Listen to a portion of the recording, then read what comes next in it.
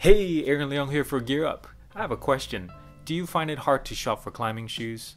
If you do, I have 7 tips today that you should be looking out for in this definitive guide. So without further ado, let's go, let's check it out.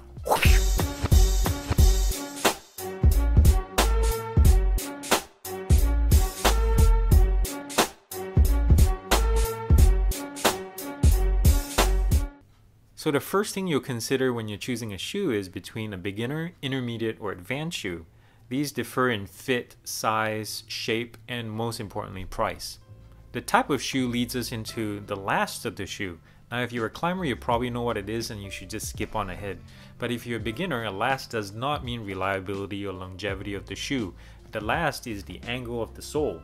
So there's this angle, which I call the horizontal, and one that most people don't talk about, most stores don't talk about, is the vertical, the angle of this part of the sole.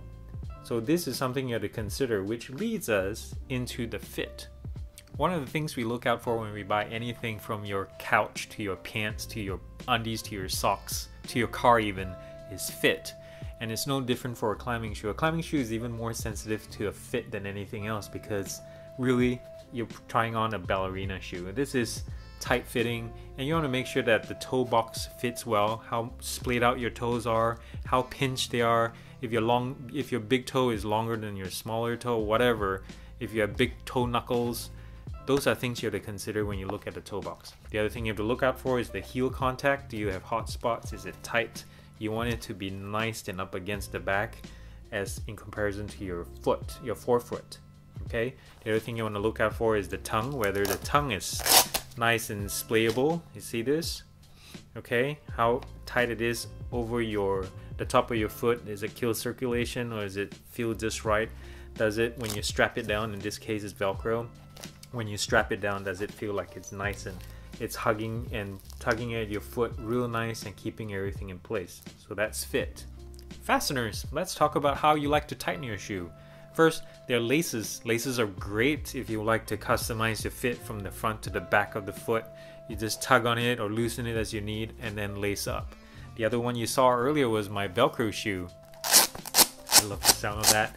Velcros are really great if you want to just air out your feet, loosen up between climbs, and just chill.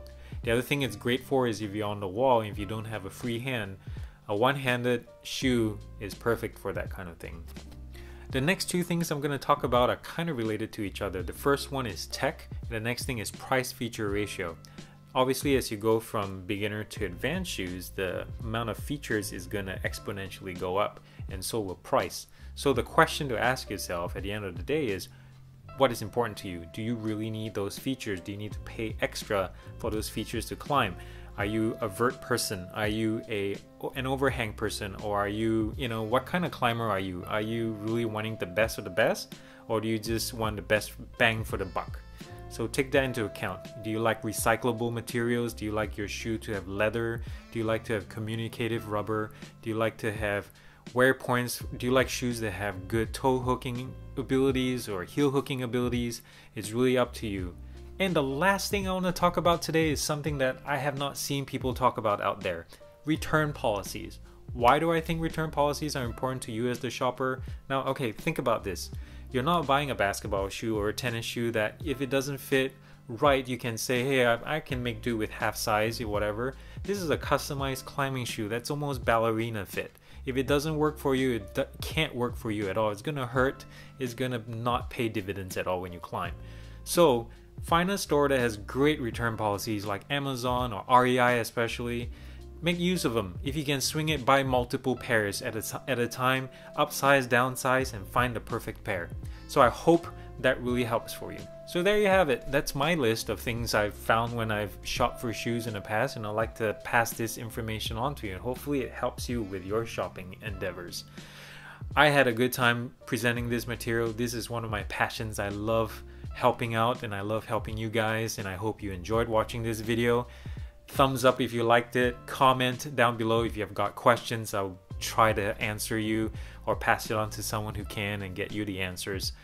And thumbs down if you're tempted to call me Aaron. Shame on you, that's not how my name is called. Even DMV wants to call me Aaron. What the heck, man? Anyways, that's it. Hope you have a great day and have a great smile on your face today, and peace out. God bless.